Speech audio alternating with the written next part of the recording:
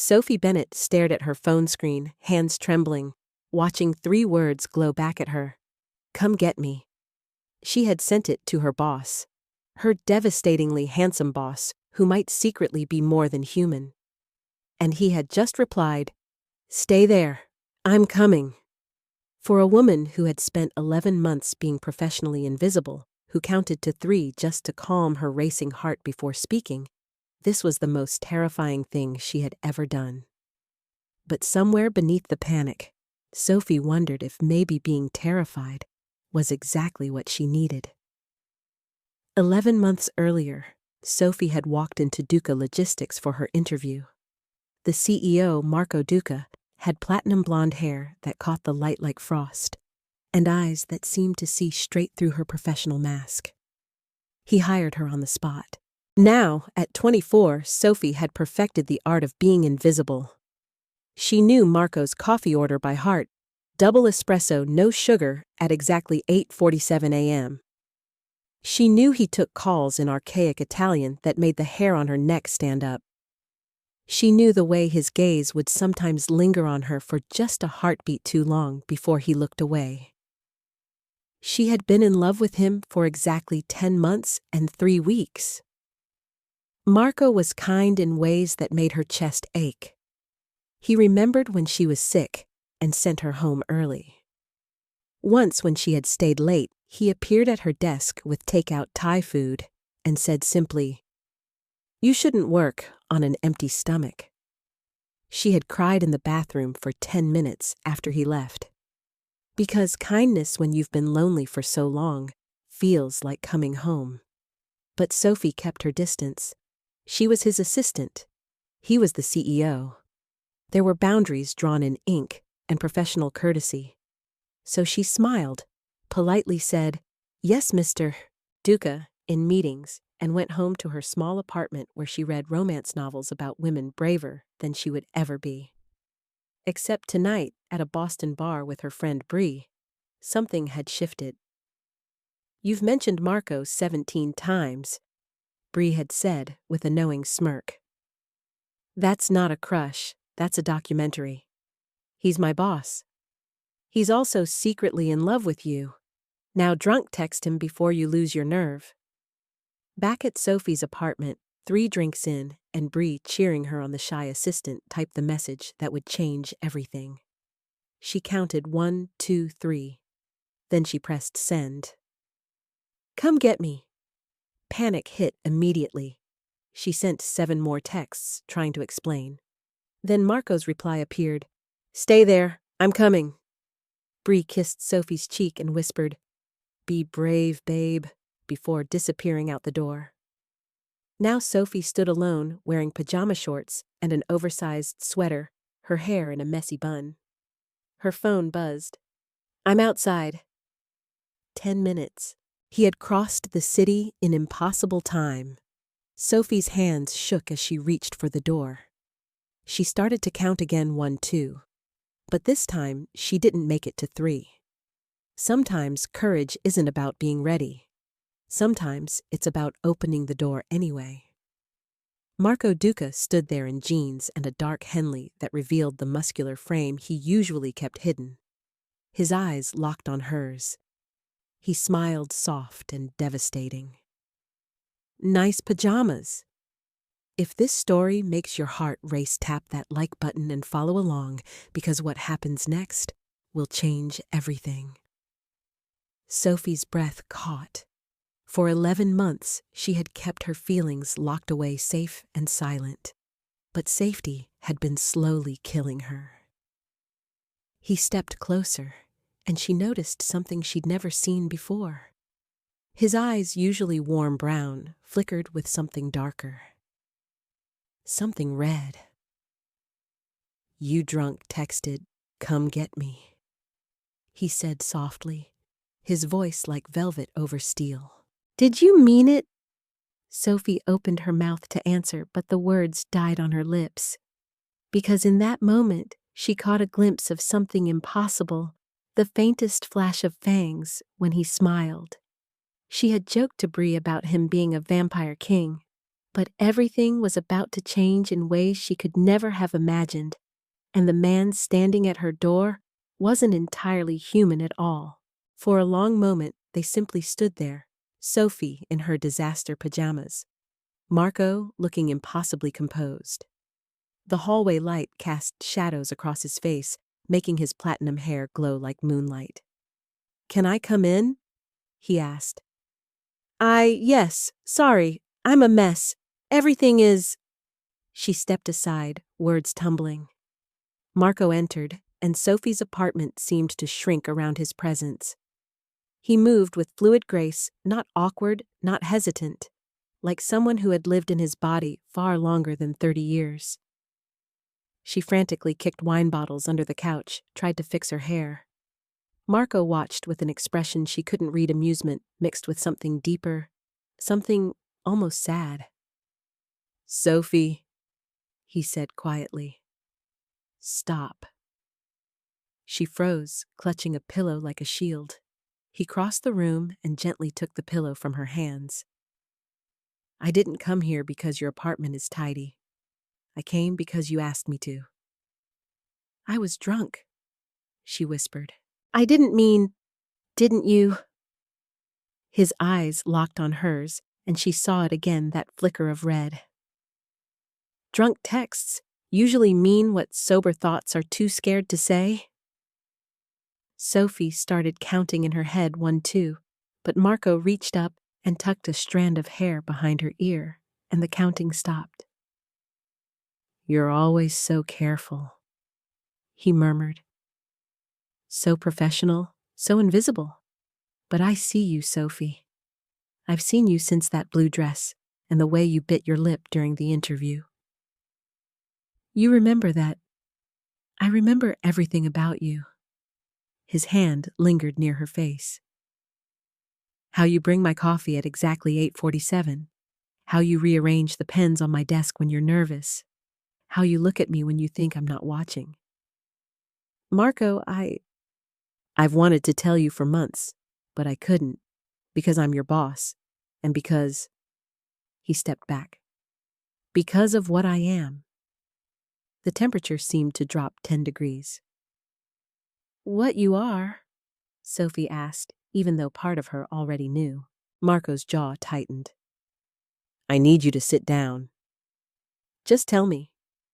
She lifted her chin. "Whatever it is, just say it." Marco looked at her for a long moment. "I'm not human," he said simply. "I'm a vampire. Have been for over 300 years. Sophie should have laughed, should have kicked him out. But she thought of his cold skin, the red flicker in his eyes, the impossible speed. "Prove it," she whispered.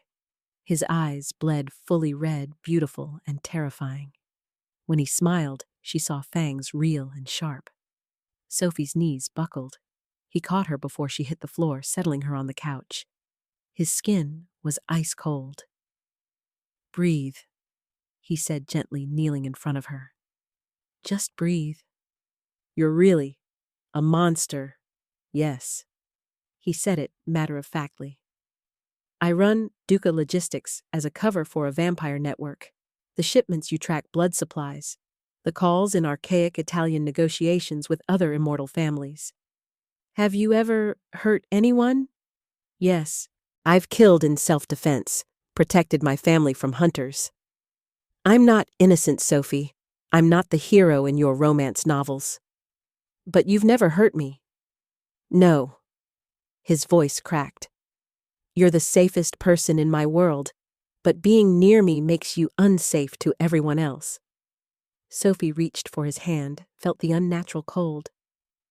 "When did this happen to you?" 1704.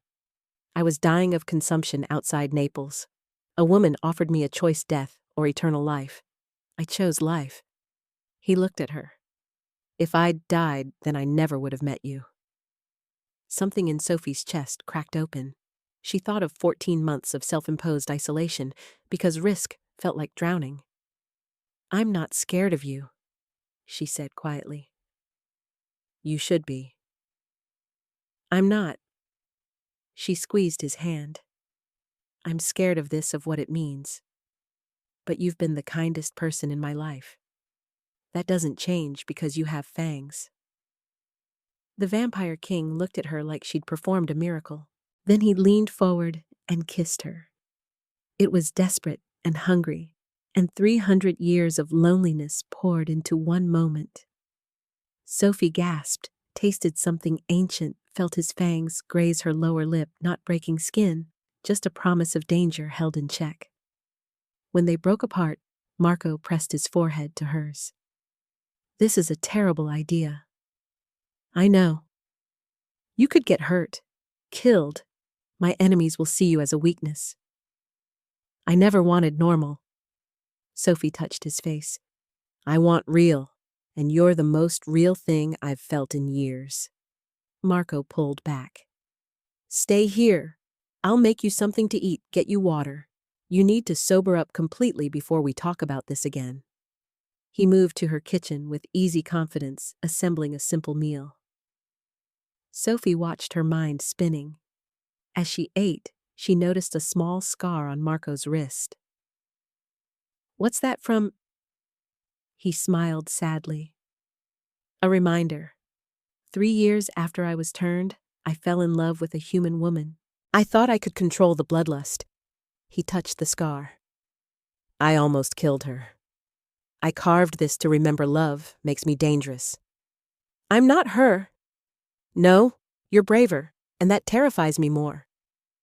Sophie finished eating, felt her head clear. "What happens now?" "That's up to you." Marco turned to face her. "I can walk out and we pretend this never happened. Or you let me take you to dinner tomorrow night. Properly. Soberly."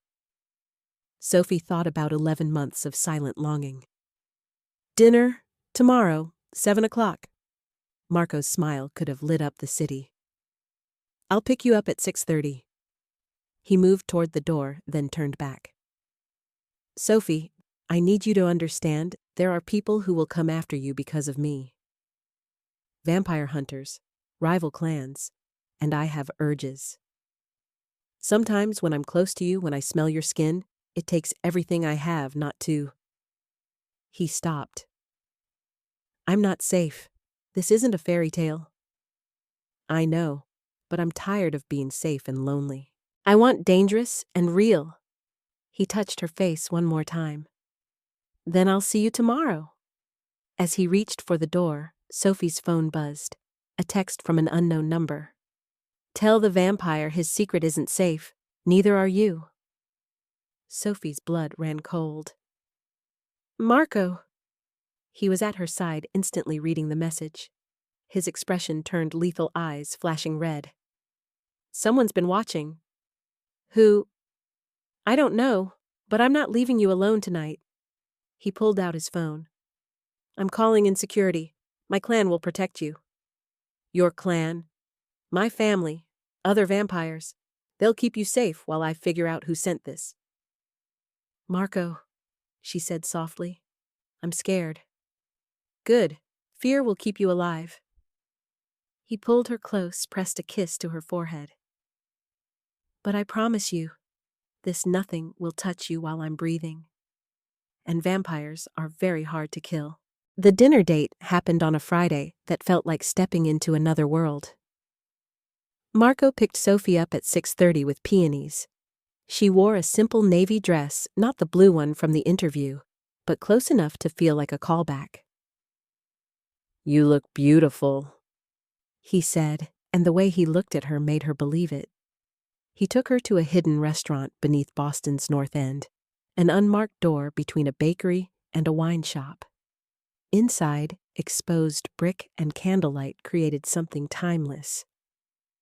"Vampire families have been meeting here since the 1800s, Marco explained. "The owner is part of my clan. You're safe here." Over pasta and wine, Marco only pretending to eat, they talked like people memorizing each other. Marco told her about loving westerns, but hating vampire movies. About the loneliness of watching centuries pass, while everyone he loved turned to dust.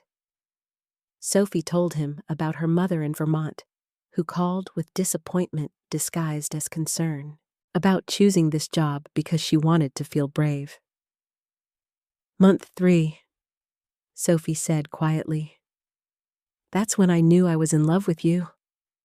You brought me caramel coffee, remembered I didn't like vanilla. I fell in month 3 too, Marco said. I wanted to kiss you right there in my office. Why didn't you? Because loving me is dangerous. I know. She took his cold hand. I'm choosing it anyway. The kiss at her doorstep was different, deliberate, sober, a promise, with eyes wide open. See you Monday, he whispered. See you Monday, Marco. Work became beautiful torture. They maintained perfect professionalism, coffee at 8:47 notes in meetings, organized shipments. But their hands would brush. His gaze would linger. In empty hallways, he'd whisper things that made her blush. At night, they were different people. Marco would appear with takeout and that devastating smile. They'd watch westerns, Sophie curled against his cold chest. He told her about vampire politics, blood bonds, fragile peace between clans. She told him about her fear of disappearing into someone else's life. I don't want to change you, Marco said one night. I want to know you, all of you. But hiding was exhausting. 3 weeks in, Marco appeared at her desk. His eyes were dark, conflicted. I hate this, he said quietly, pretending you're just my assistant. He led her into his office, closed the door, pulled the blinds. He kissed her desperately, backing her against his desk. When he pulled back, his eyes were red with barely controlled bloodlust. You're everything I've wanted for 300 years, and I'm tired of hiding it.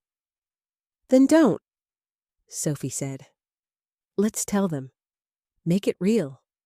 That night, Marco came to her apartment earlier than usual. There was something different in his expression, determined, almost reckless. They drank wine. Marco pulled her onto his lap, buried his face in her neck. I need to tell you everything, he murmured. The real truth. Tell me. I've killed 17 people. Not all in self-defense.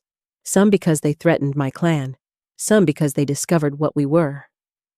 She turned in his arms to face him. Do you regret it? Some of them. Not all. His honesty was brutal. I'd do it again to protect the people I love, including you. Then you're not a monster, Sophie said firmly. You're someone who makes impossible choices. I'm choosing you anyway. His kiss tasted like relief and desperation. When his lips found her neck, Sophie tilted her head, instinctively offering. Sophie, he breathed, voice strained. Don't. I trust you. That was the moment everything changed. Marco's control shattered. His fangs pierced her skin just barely, just enough, and Sophie cried out. Blood bloomed on her neck, and Marco froze, horror flooding his eyes. But something impossible was happening. Where his fangs touched her blood, Sophie felt a surge of heat, of connection. Flashes of Marco's memories poured through her, centuries of loneliness battles. In moonlight, the woman who turned him. And beneath it all, a pull. Her blood called to him in a way that defied logic. It wasn't just sustenance. It was healing. Power. Marco tore himself away, stumbling backward, his mouth stained red. No, Sophie, I'm so sorry. What did you do to me? She whispered, touching the bite mark. Your blood. Marco's voice shook. It's not normal. You're not entirely human, Sophie. You're something else. Something I've never encountered in 300 years. Before Sophie could respond, Marco's phone exploded with alerts. His face went ashen. They know, he said. The other clans. Someone's been watching us, and they know about you, about your blood. What does that mean? It means I've made you a target for every vampire in existence. Your blood can heal us, Sophie. Maybe even break the curse that makes us dependent on human blood. You're the most valuable thing in our world, and I just marked you as mine." Sophie's mind reeled. "I don't understand. Your mother," Marco interrupted. "The woman in Vermont. She's not your biological mother, is she?" Sophie froze. "How did you—" "Because you're a hybrid, half human, half vampire. Probably born from a vampire who wanted to hide you from our world, and I just exposed you to every monster in it." The apartment door exploded inward. 3 figures moved with inhuman speed, vampires older than Marco, their eyes burning red. "Marco Duca," the leader said, smiling with too many teeth. "Thank you for finding her for us. The council has been searching for hybrids for decades. You've just delivered us a miracle." Marco positioned himself between Sophie and the intruder's fangs bared. "She's under my protection. Harm her, and you start a war." "You already started the war," the vampire sneered. "The moment you bit her. Now she belongs to whoever can claim her." Everything happened too fast. Marco fought with terrifying grace, but they outnumbered him. Sophie watched in horror as they overwhelmed him, forced him to his knees, held a silver blade to his throat. "Come with us quietly," the leader said to Sophie, "and we let your vampire king live. Resist, and we take his head back to the council." In that moment, Sophie understood the terrible math of love. Marco would die for her, but if she went with them, he'd spend eternity knowing he'd failed to protect her. She met Marco's eyes across the destroyed apartment, saw 300 years of loneliness, saw love and regret and desperate fear. "Go," Marco whispered. "Sophie, run." But Sophie had spent 11 months being invisible, 14 months being safe, a lifetime being scared. She was done counting to 3. "No," she said clearly. "I'm not running, and you're not taking either of us." The room erupted in violence, and in that moment, she realized the terrible truth: loving Marco hadn't made her weak. It had awakened something in her blood that had been sleeping her entire life. Something powerful. Something dangerous. Sophie's blood ignited like fire through her veins. The 3 vampire assassins froze mid-attack, their expressions shifting from predatory confidence to fear. Power erupted from her body in waves of golden light, pushing the attackers against the walls. Marco collapsed, freed from the silver blade, staring at her with wonder and terror. "What?" The lead vampire's voice cracked. "What is she?" Sophie didn't know, but her blood knew. Centuries of dormant vampire heritage surged through her human half, creating something the supernatural world had whispered about, but never believed could exist: a perfect hybrid. The assassins fled through the shattered door. Then the power vanished, and Sophie collapsed. Marco caught her, his cold hands cradling her like spun glass and starlight. "Sophie," he breathed. "Stay with me." She was drowning in memories that weren't hers. A woman with Sophie's eyes, running through moonlit streets, clutching a newborn baby. Hiding that baby with a human family in Vermont. Whispering, "Keep her safe. Keep her hidden." Her biological mother. A vampire who'd loved her enough to give her away. Sophie's eyes fluttered open to find Marco's face above hers, streaked with tears that shouldn't exist on an immortal's face. "I'm sorry," he whispered brokenly. "I should have protected you better." "Marco," her voice was weak but steady. "I need to find her. My real mother." 3 days passed in a blur of vampire politics and clan meetings. Marco's family arrived, his mother-sister's father, and COO Frank, who'd apparently won an office betting pool about their relationship. They surrounded Sophie with protection so thick it felt like drowning. But Marco had become distant, polite, careful. On the fourth day, Sophie found him in his office long after everyone else had left.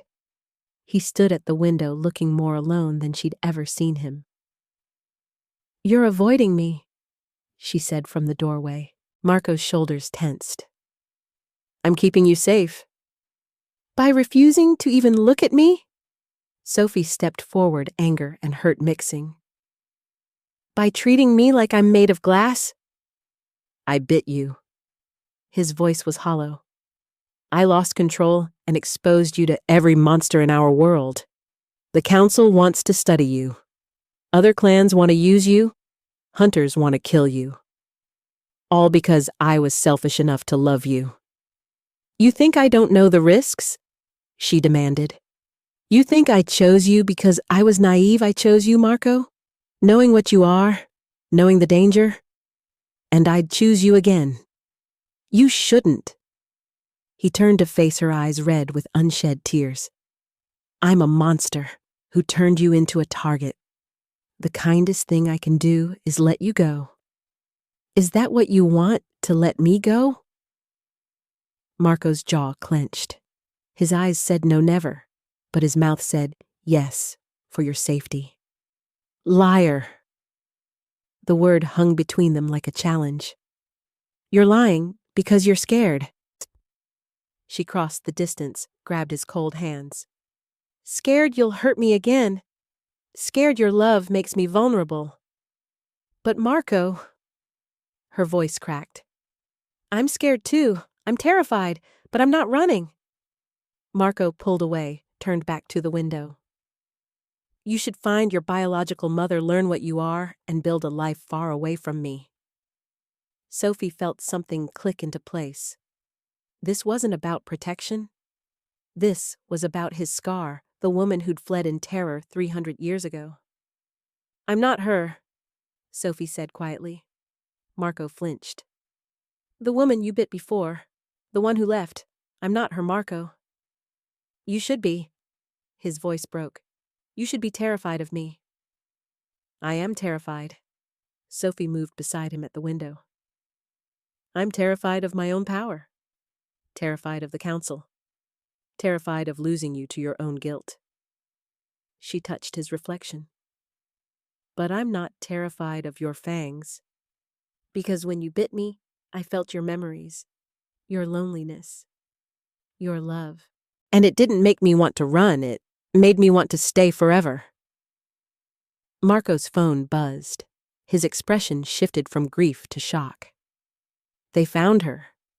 Your biological mother. She's in a vampire sanctuary in Montreal. She's asking to see you." Sophie's breath caught. "Will you come with me?" "Sophie, please." She turned to face him fully. "I don't want to face this alone. I need you." For a long moment, Marco just looked at her. Then slowly, his hand rose to touch her face. "You really want me there?" "I want you everywhere," Sophie whispered. The kiss was soft, careful, achingly tender. Not desperate, not hungry, just two people choosing each other despite every reason not to. "Montreal," Marco murmured against her lips. "We'll go tomorrow." The vampire sanctuary was filled with light and gardens. Her mother, Ilara, waited in a sunroom looking like Sophie. Same eyes, same shy smile. "You came?" Ilara whispered, tears streaming. "I didn't think you'd come." Sophie stood frozen, Marco's presence solid behind her. "Why did you leave me to save you?" Ilara's voice shook. "The council was hunting hybrid children, experimenting on them. I was young, scared, and pregnant with something I didn't understand. So, I ran. I gave you to a human family, hoping you'd never awaken, that you'd live a normal human life. But I awakened. Because you fell in love with a vampire." Ilara looked at Marco with something between gratitude and accusation. "He's not the villain in this story," Sophie said firmly. "He protected me, loved me, Gave me a choice when everyone else wanted to hide me or control me. Ilara's expression crumpled. I'm sorry. I thought abandoning you was protecting you, but I just made you face everything alone. Sophie took a breath and started counting in her head 1, 2. But Marco's hand found hers cold and steady, and she stopped. I forgive you, Sophie said, and meant it. You did what you thought was right, and now I'm choosing what comes next. What do you choose? Ilara asked. Sophie turned to look at Marco. I choose love. I choose risk. I choose a life where I stop hiding what I am and start becoming who I was meant to be. And what were you meant to be?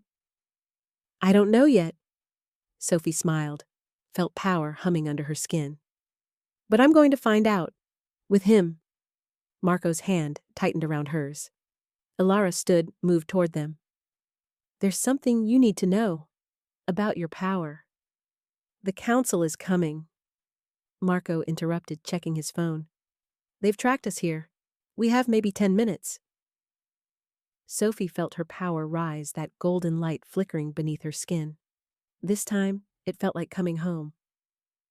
Then we have 10 minutes to decide who we're going to be, she said. A victim hiding from destiny, or a hybrid who stops apologizing for existing. Have you ever had to forgive someone who hurt you to find your own strength? Share your story, because Sophie is about to discover that healing the past is the only way to claim the future. The council arrived exactly 10 minutes later, as promised. But they didn't find victims cowering in fear. They found Sophie standing in the sanctuary's main hall, golden light radiating from her skin like a second sunrise. Marco stood at her right hand, not in front of her as a shield, but beside her as an equal. Ilara stood at her left, tears of pride streaming down her face. The hybrid will come with us. The council leader announced, his ancient voice echoing through the space. It's not a request. You're right, Sophie said, her voice steady and clear. It's not a request, it's a threat, and I'm done being threatened. The golden light intensified, and Sophie felt it not as alien power, but as the marriage of her human courage and vampire strength. Every anxious moment she'd counted to 3. Every time she'd made herself invisible. Every lonely night wondering if she'd ever be enough. It all crystallized into something unbreakable. I'm a hybrid, she continued, but I'm not your experiment. I'm not your weapon. I'm not your prophecy to fulfill. I'm Sophie Bennett, and I choose my own destiny. The council leader's expression shifted from arrogance to calculation. You can't fight all of us. No, Marco said quietly, stepping forward. But she won't have to, because if you touch her, you'll have to fight every vampire in my clan, every alliance we've built over 3 centuries, every immortal who's tired of your experiments and your control. You'd start a war over a human, the leader sneered. She's not human. Ilara interjected, her voice stronger than Sophie had heard it. She's the future, the bridge between our worlds, and if you're too blind to see that, then maybe it's time for new leadership. For a long moment, the sanctuary held its breath. Then slowly, other vampires emerged from the shadows, refugees who'd been hiding, watching. They moved to stand behind Sophie, Marco, and Ilara. A silent declaration. The council leader's jaw tightened. This isn't over. No, Sophie agreed. But it's not a war you'll win, because I'm not afraid of you anymore, and fear was the only weapon you ever had. The council retreated, and the sanctuary erupted in cautious celebration. But Sophie felt herself shaking, the adrenaline draining away, leaving exhaustion in its wake. Marco caught her as her knees buckled. I've got you, he murmured. Always. Ilara approached hesitantly, reaching out before pulling back, uncertain of her right to touch. Sophie made the decision for her, pulling her biological mother into an embrace that felt 24 years overdue. "Thank you for keeping me safe," Sophie whispered into Ilara's shoulder. "Even when it meant letting me go." Ilara sobbed, her vampire composure finally breaking. "I've watched you from afar for years. Saw you grow up, saw you struggle, wanted so desperately to help, but was too scared to expose you. When I heard you'd awakened, I was terrified. But seeing you now..." She pulled back, cupped Sophie's face. "You're stronger than I ever was. Braver than I could have dreamed." "I learned from you," Sophie said.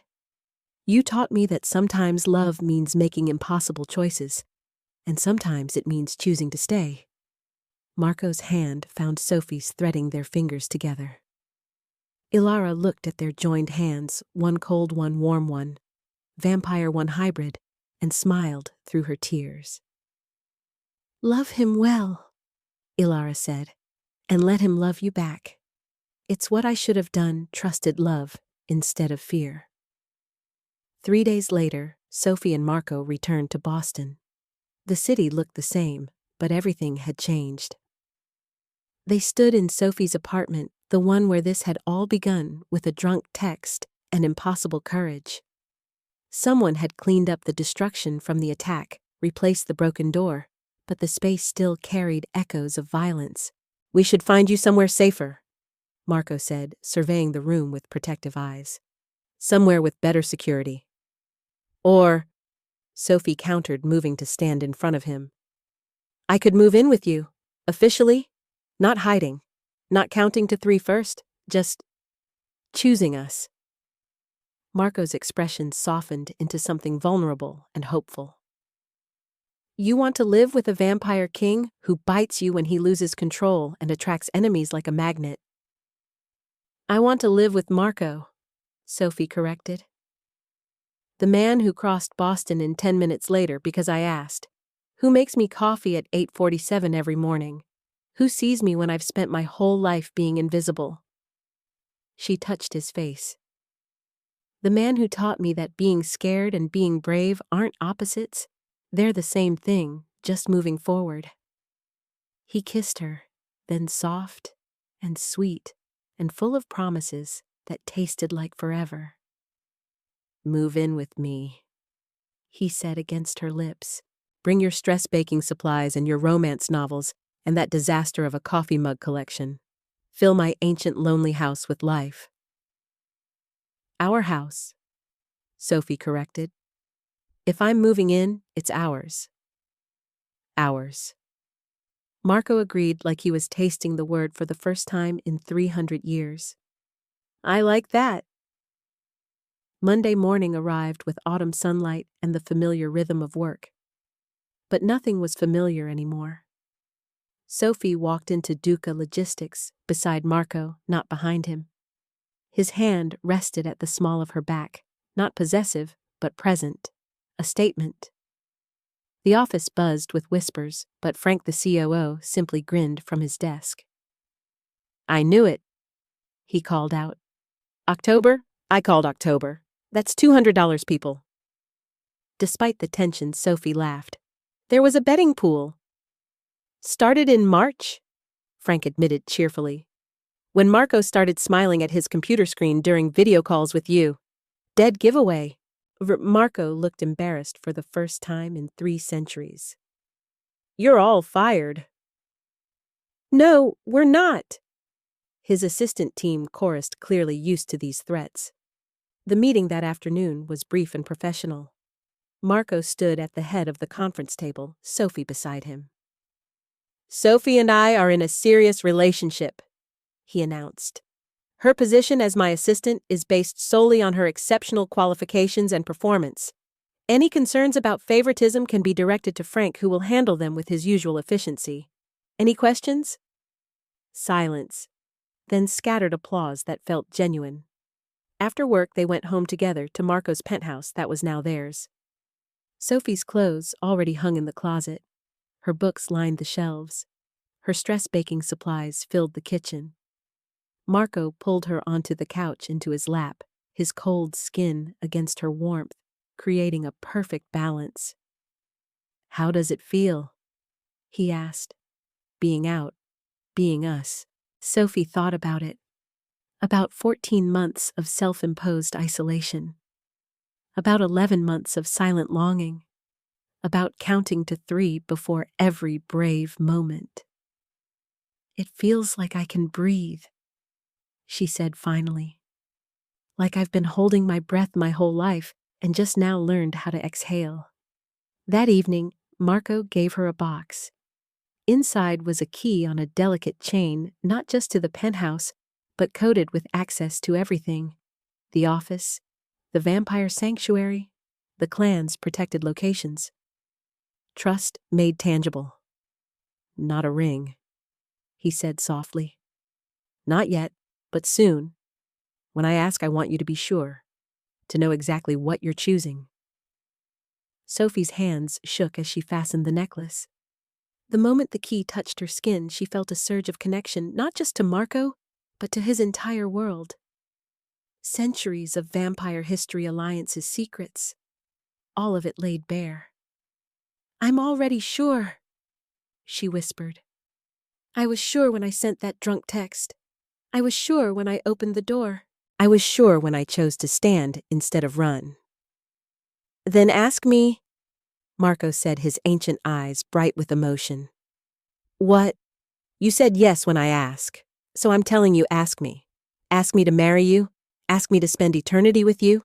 Ask me anything, and the answer will always be yes." Sophie's breath caught.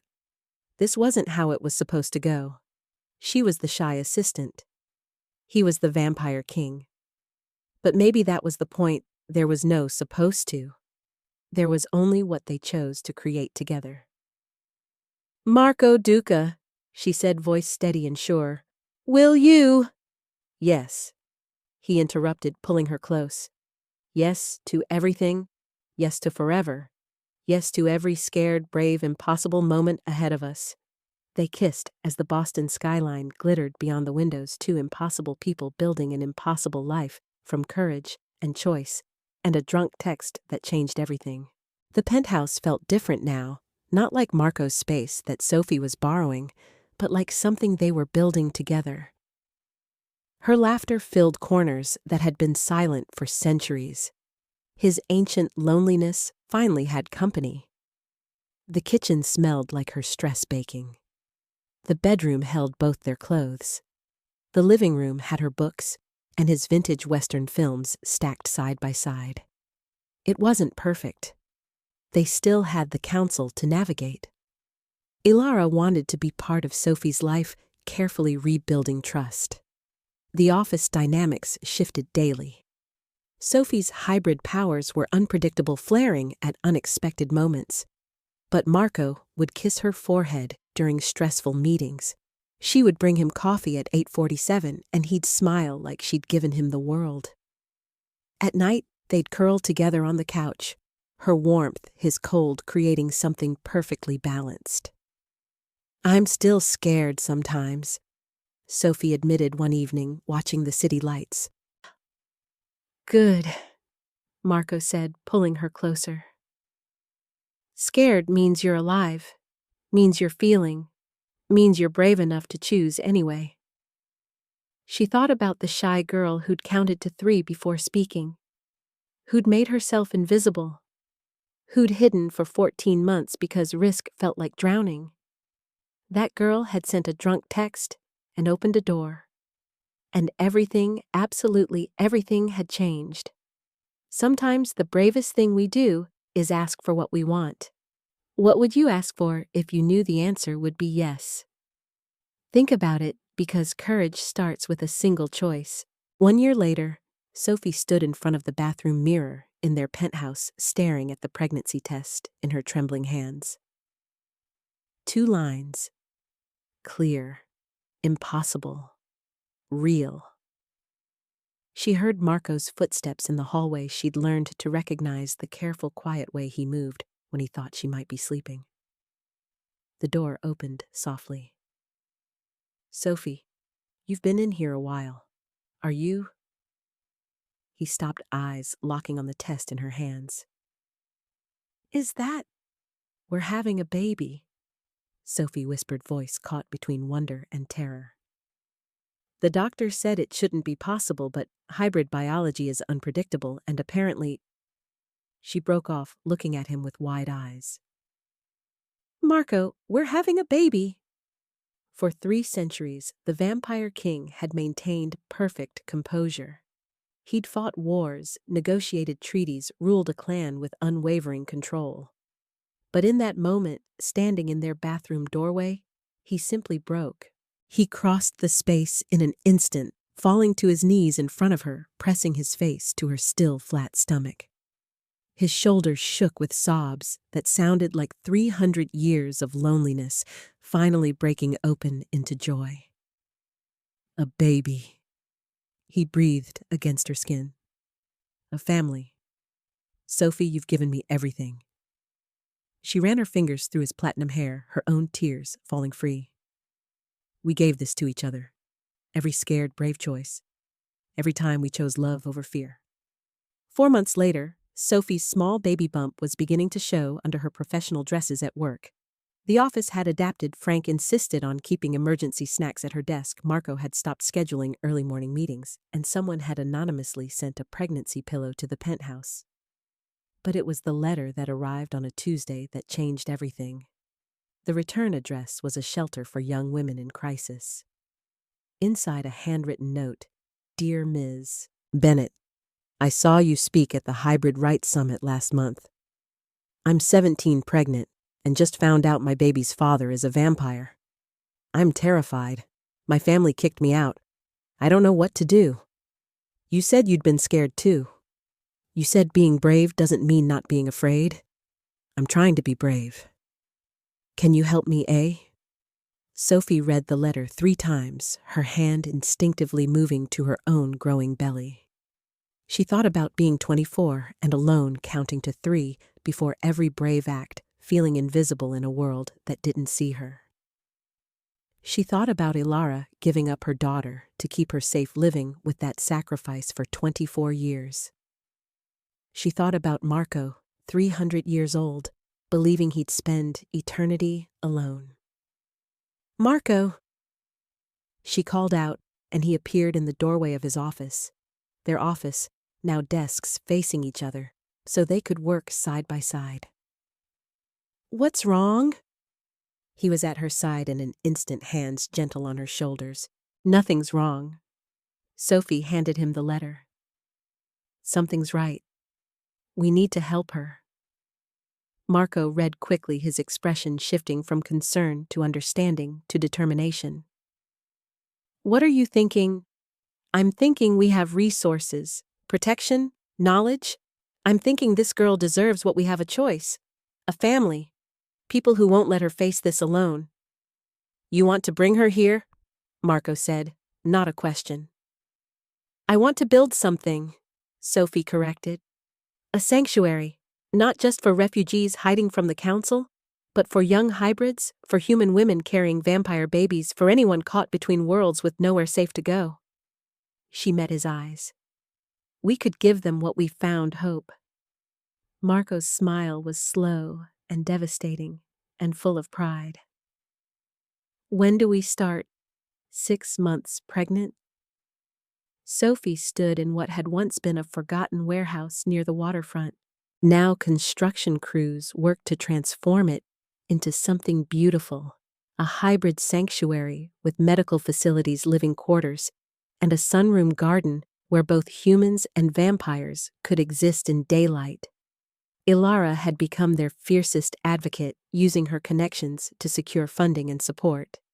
Bree had shown up with legal paperwork and her signature line: "If this gets you killed, I want it on record that I was right.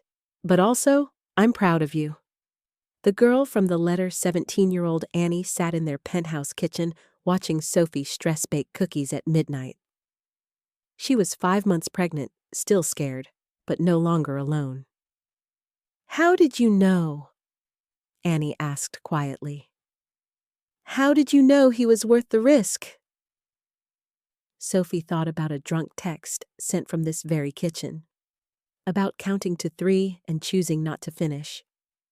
About opening a door to find the vampire king in jeans and a Henley looking at her like she was worth crossing impossible distances for. I didn't know, Sophie said, honestly sliding cookies onto a cooling rack.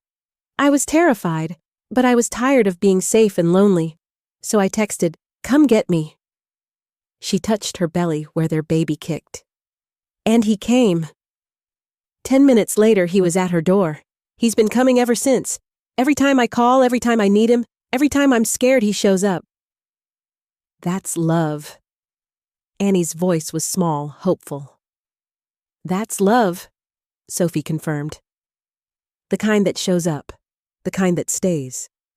The kind that says, I see you, when you've spent your whole life being invisible. Marco appeared in the doorway, having listened in with his vampire hearing. He moved to stand behind Sophie, arms wrapping around her pregnant belly chin, resting on her shoulder. Coffee at 8:47 tomorrow, he murmured against her neck. Always, Sophie whispered back. The baby, a girl they'd name Elena after Alara, arrived on a spring morning when Boston was blooming with impossible color. She had Sophie's dark hair and Marco's devastating eyes that shifted between brown and red depending on her mood. The first time the vampire king held his daughter, Sophie captured the image in her memory like a photograph, an immortal who'd lived 3 centuries of loneliness cradling a hybrid baby who represented hope itself, tears streaming down his face. Hello, little miracle, he whispered to Elena. Your mother drunk texted me a 1.5 years ago, and you're the reason why. You're the reason for everything. Work continued now with a baby carrier in the office and Elena's soft breathing accompanying conference calls. Frank had won another betting pool this time about when the baby would arrive. The sanctuary opened its doors to 7 young people in its first month, Annie among them. Ilara visited twice a week, teaching Elena about vampire heritage, while Sophie taught her about human courage. The penthouse, filled with baby toys and late-night feedings, and Marco singing Italian lullabies in a language older than nations. Sophie would catch him sometimes just watching her nurse their daughter, his expression full of wonder, like he still couldn't believe this was real. What are you thinking? She'd ask. That I'd live 300 more years of loneliness if it meant finding you, he'd answer. That a drunk text saved my life. That courage sometimes looks like a shy assistant hitting send on a message she's terrified to send. Poetic reflection. On a quiet Tuesday evening, when Elena was 6 months old and sleeping peacefully in her crib, Sophie found herself standing in front of her old apartment building. She hadn't been back since moving in with Marco, but something pulled her here tonight. She stood on the sidewalk and looked up at her old window. Remembered standing there in pajamas and messy hair, heart pounding, phone in hand, counting 1, 2, 3. Remembered choosing not to finish counting. Remembered opening the door. Marco appeared beside her, always appearing when she needed him like he'd promised. What are we doing here? Remembering, Sophie said softly. That girl who was so scared, who made herself invisible, who went 14 months without risking anything because safety felt easier than drowning. And Marco took her hand, threaded their fingers together. And she was braver than she knew. Braver than I gave her credit for. Sophie leaned into him. She saved both of us with 3 words and 10 minutes of terrible courage. They stood together in the cooling evening, Sophie's warmth and Marco's cold, creating perfect balance. Above them, through her old window, Sophie could see a light.